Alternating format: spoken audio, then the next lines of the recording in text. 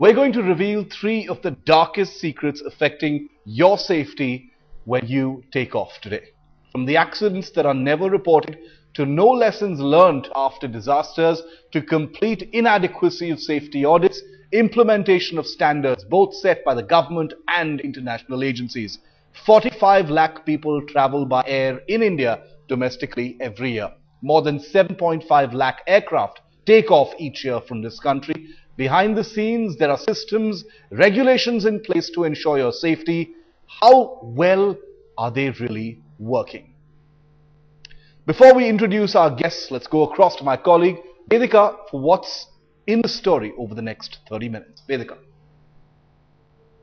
Right, Shiv, that's what we're breaking here on Headlines today. First, we'll show you how the DGCA, which actually regulates safety, is often accused of classifying serious accidents as incidents, all in a bid to artificially improve India's aviation safety record. Then we're going to unravel to you how Mangalore Airport continues to fail safety audits as well as safety standards despite the death of 158 people in a horrific air crash in 2010.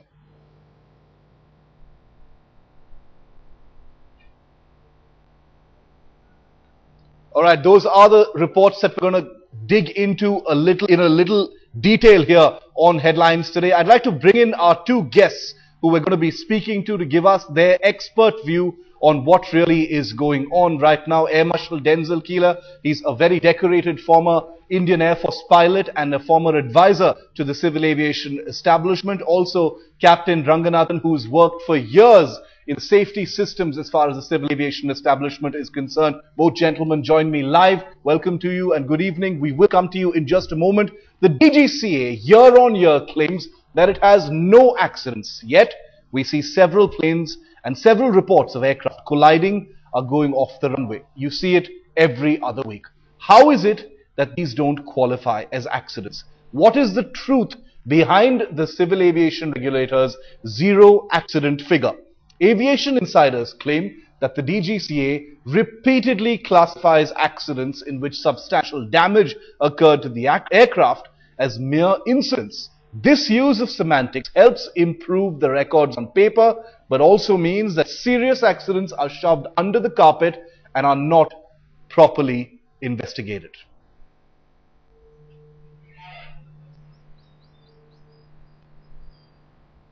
So we've got 3 sets of reports. The first is from 2003. The DGCA official tabulation claims that there were no accidents in the year 2003, but on 25th November, a plane was reported to have suffered substantial damage in Mumbai. The same is true for 2005. Again, the DGCA claims no accidents, when a 9th October report shows that another aircraft was substantially damaged in that year. Then again, in 2006, the DGCA report shows no accidents for that year, when in fact an aircraft was totally destroyed. Here's an example of 3 separate accidents that were classified as incidents. On a tail strike that sent the plane for a major repairs. Secondly, another large hole in the surface area of a wing, and the third image of a wing collision with an electricity pole that also required extensive repairs. All these, according to the DGCA, are not accidents but incidents.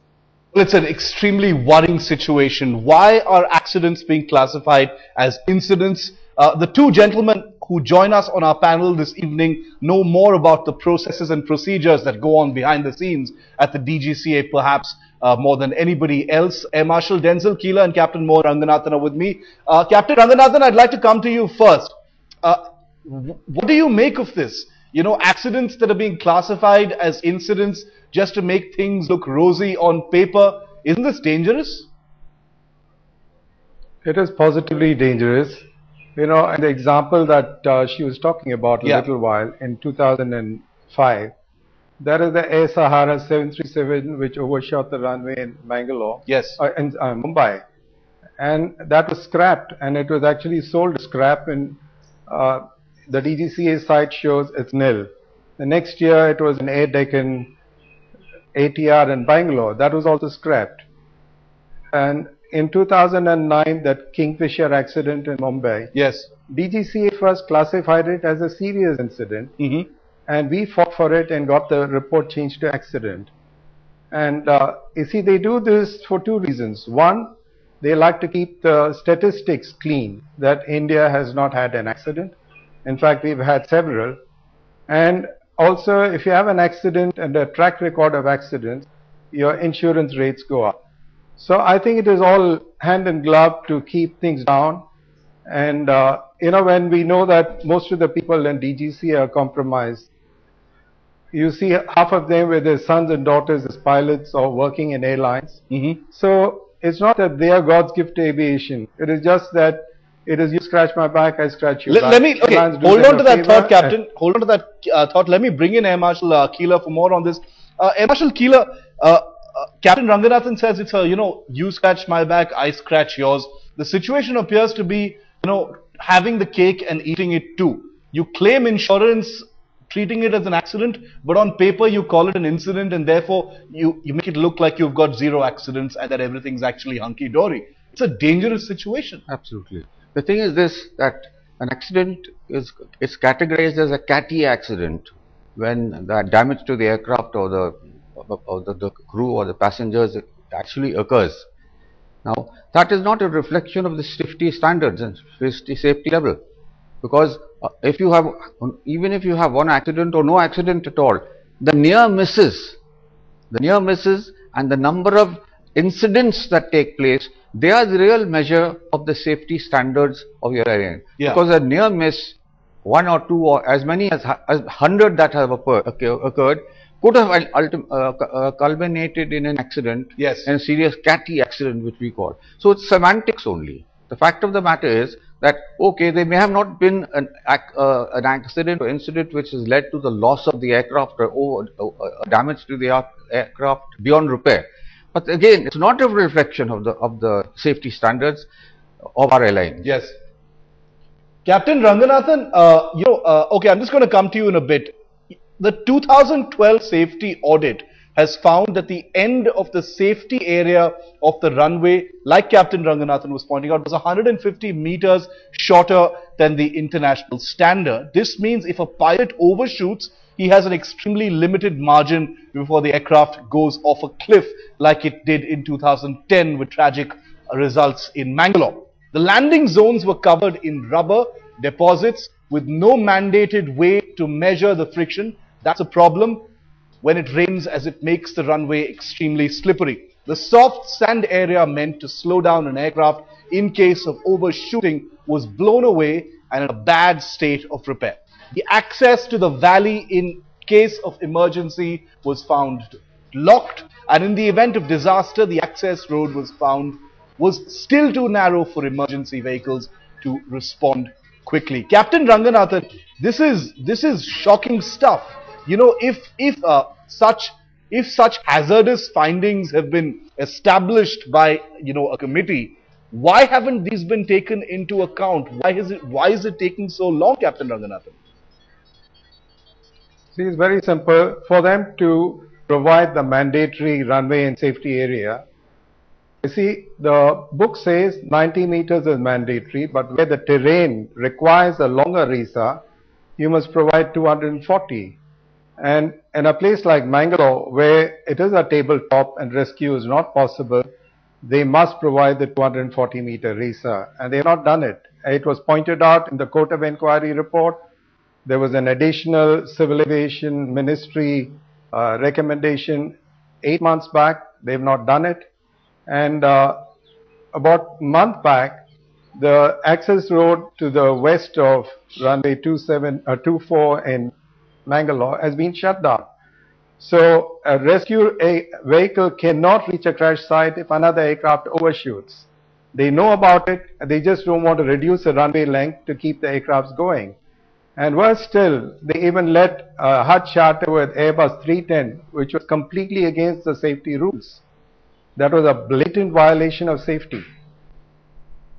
Okay, we've got some breaking news here. Air Marshal Keeler and Captain Ranganathan, I want you to watch this. Headlines Today has accessed the first images, I'm told, of the Indigo Airlines flight 6E433, which skidded off the runway in Mumbai on the 9th of March. Reports suggest that 5 runway lights were broken and the pilot and co-pilot have been suspended pending an inquiry. Take a look at these pictures. The first images of that Indigo flight which skidded off the runway on the 9th of March in Mumbai. There was a damaged portion on that runway. Some of the landing lights, the runway lights were not working as well. These are the first images, no doubt images that will be, of course, part of the investigation that is already in full swing even as we speak.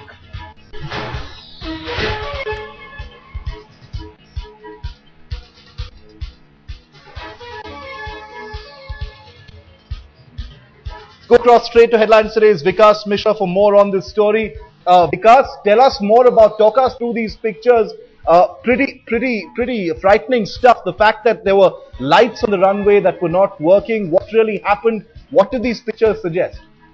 It was an Indigo flight 60 which was coming from Chandigarh and landed at Mumbai airport, and the pilot lost the control on the runway and also broke 7 lights which were there on the runway. And after the incident took place, he didn't report to air traffic control of Mumbai, and he hid the incident. But there was a surprise visit by DGCA officials, after which it was noticed that the incident has taken place. And after, when the pilot was caught into it, he said that because of the friend, it has happened. But when the investigation took place, and it was revealed that it was pilot's fault when the incident has taken place. And what we are showing right now, that how DGCA is calling accident an incident. And here pilots are also in a fault that they are hiding all the incidents where an incident is actually taking place and they are trying to hide it.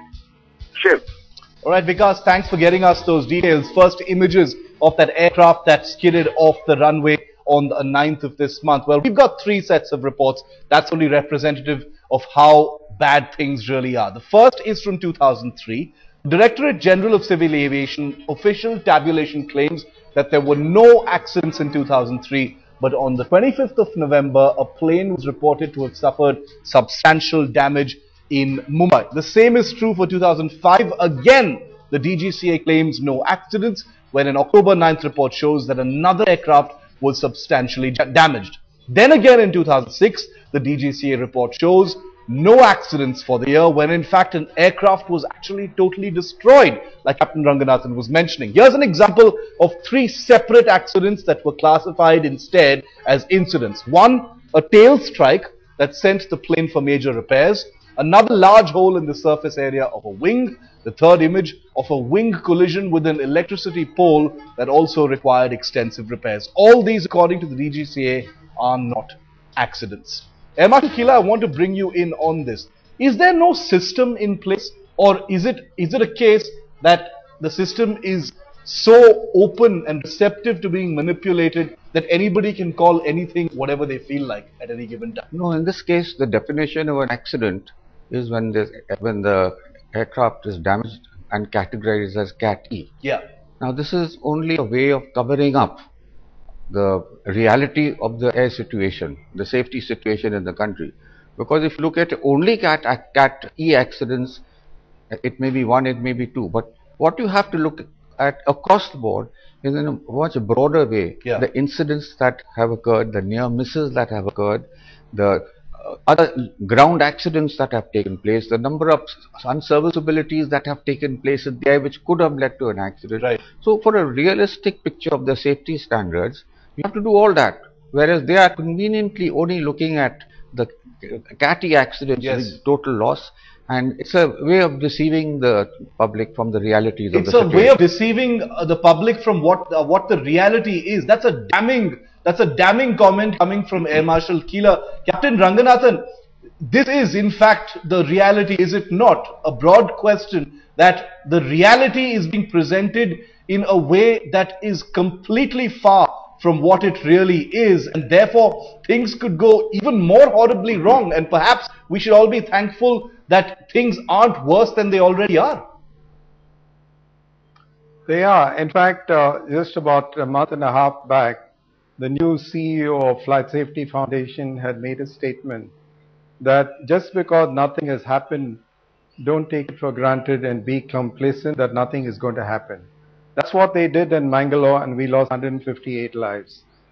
You must be aware that there was a case in Karnataka court in '97 where some activists had pointed out that the lay of the land is not conducive for that runway, and an aircraft would plunge down 80 to 100 meters. That's exactly what happened.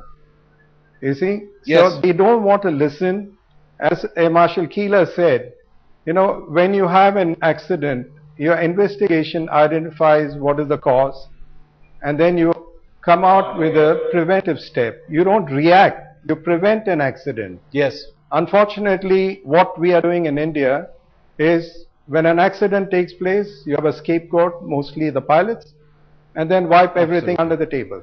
158 people died in Mangalore in 2010. Nobody will ever forget. Government and authorities promised change, but what really changed? A special organization called the CASAC was set up to aid the Directorate General of Civil Aviation. When the same organization went back in 2012 to do a safety audit, its findings were extremely critical.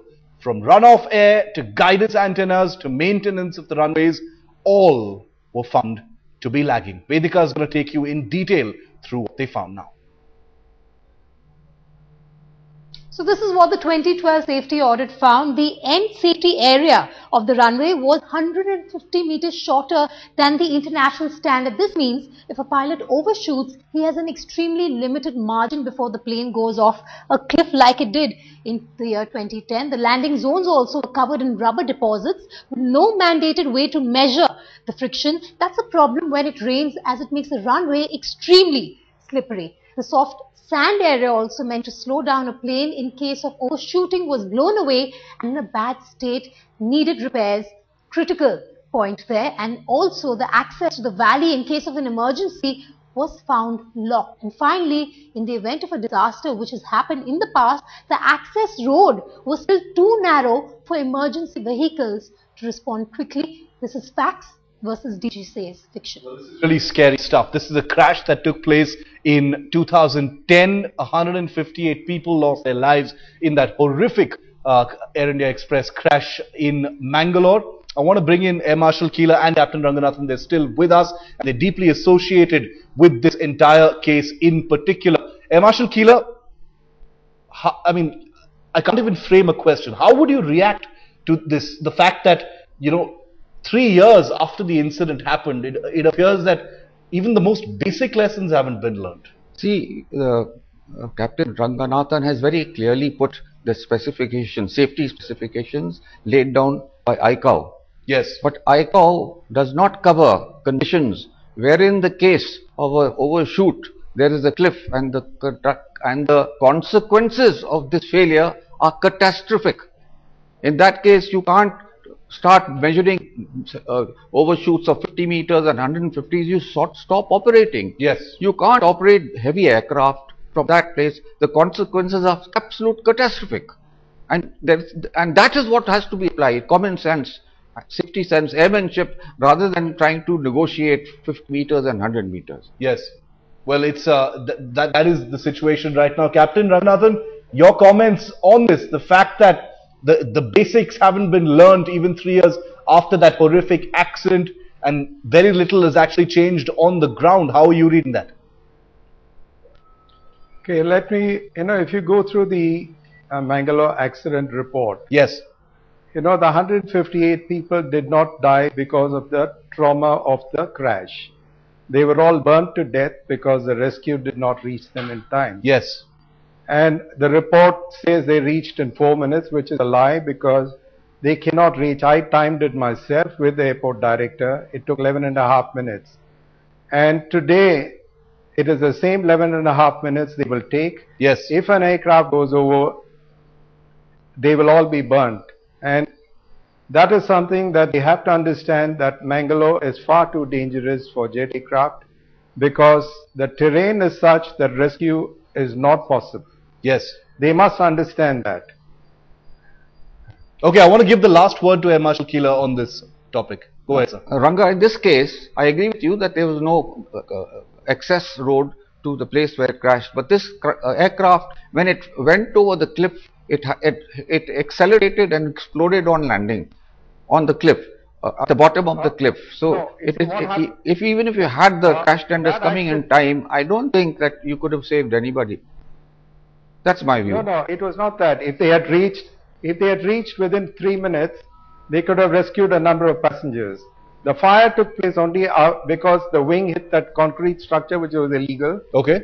That broke and the fuel spilt on the aircraft and they all burnt. If the rescue had reached within 3 minutes, you would have been able to save half of them. Okay, what we've been able to establish, those are details, what we've been able to establish from what we've been able to put out here through our documents, through our sources, and the words and opinions, the expert opinions of Air Marshal Keeler and Captain Ranganathan is that there is a rot within the system that needs to be changed immediately. The fact is, this isn't the first time we've had a special broadcast of this kind here on Headlines Today. We've done it a number of times, and that's because it happens year after year after year. There are investigations, there are accidents, there are crashes, and there are more investigations, but nothing really happens. There are only committees that can look into what went wrong. Shockingly, they find that nothing really changes on the ground. It's a quid pro quo system, and everybody's only looking after themselves. Sadly, this has to do with your safety and mine. The Directorate General of Civil Aviation, year on year,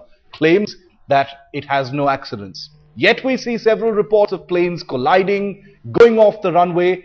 How is it that these don't qualify as accidents? What is the truth behind the civil aviation establishment's zero accident figure?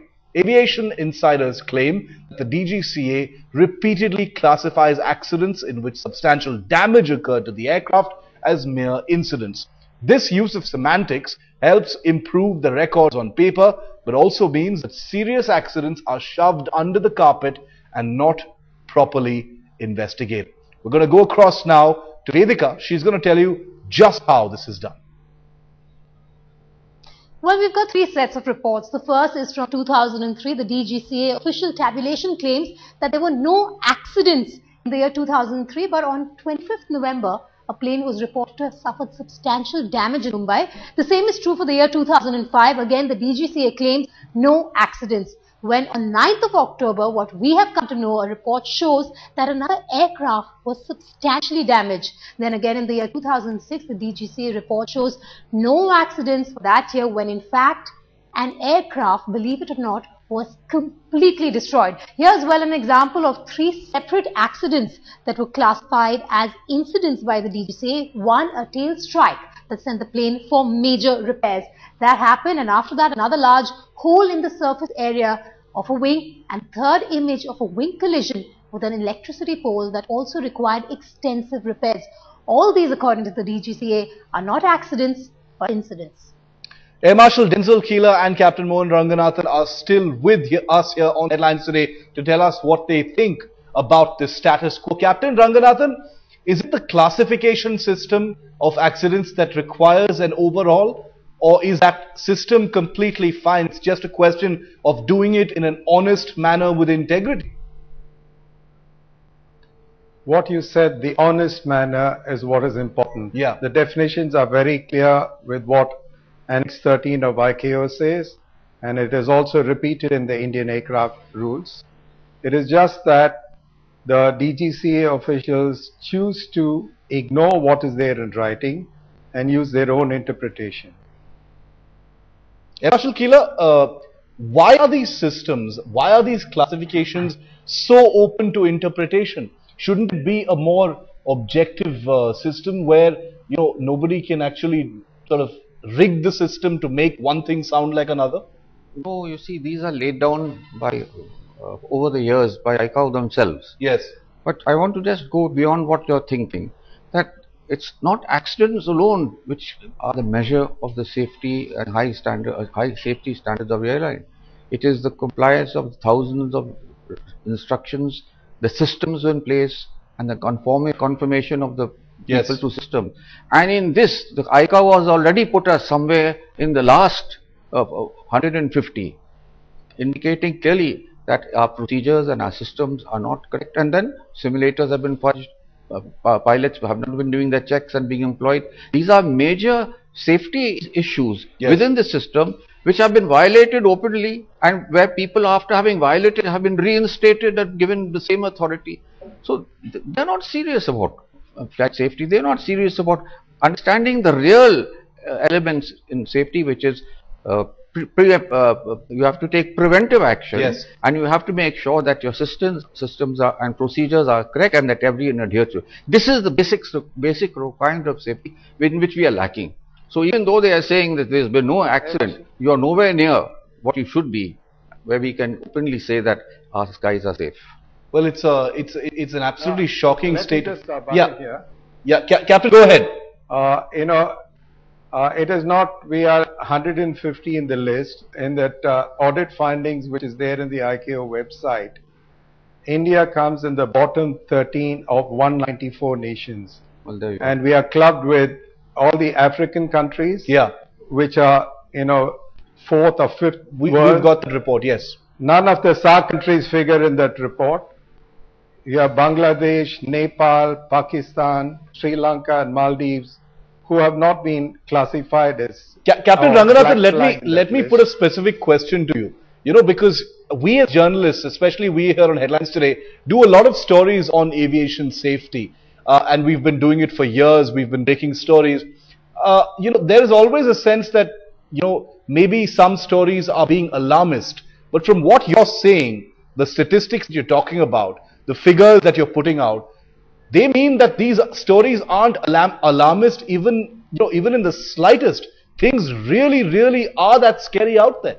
Absolutely. You see, when you find the report says the ICAO, they question the ability of the state to oversee safety of airlines and airworthiness. It's plain English. You don't need anything beyond that, and only 13 countries have that classification. Well, that is a really scary situation. But Marshal Keeler, we've just got about a minute left on this show. I'd like to give you the last word on this. You've spent many years advising the civil aviation establishment. You know several of the people who are still there. What needs to be done? I mean, I'm not asking for a prescription because that would be a larger debate. But what are maybe the 5 fundamental things that need to be fixed first before we can even begin to talk about the more lofty ideals of safety? You have to have a monitoring system. Yeah. The credibility of the airlines to comply and to ensure compliance is not there from what we have seen. So you have to have an independent monitoring system for people who can definitely go into it and see what's going on for themselves and ensure that nothing is being covered. It is a very large aviation sector and you need a very large group of people. Yes. But Captain Ranganathan knows that it can be done, and it has to be done if we are to get back from that 190th position to something like within the first 15, which we have no business not to be. But what are the vested interests that stop these things from happening? They couldn't care less.